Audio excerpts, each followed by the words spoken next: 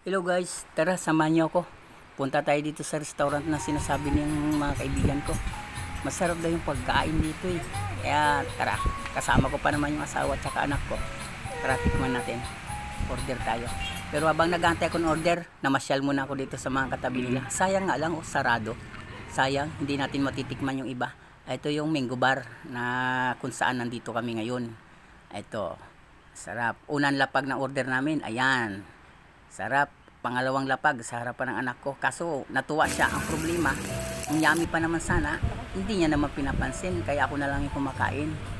Yan. Titikman na natin. Paborito ko to eh. Swak. Panalo. Sarap. Yung anak ko tuloy, hindi na kumain. Nagtatampo kasi yan. Kasi may gusto kaming bili na laruan. Kaya lang, hindi namin nabili. Kaya yan, hindi na kumakain. Yan. Nagtatampo na naman siya. Sabi ko, mamay, pagkatapos namin kain, bibili namin. Oo. Tampururot talaga yung anak ko eh. Yung gusto niya kasing laruan, ito yun. Yan ang gusto niya laruan, bibili namin.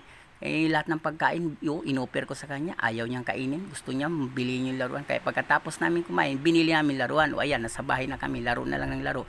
Hindi na siya kumakain. Talaga, oo. Sige guys, salamat.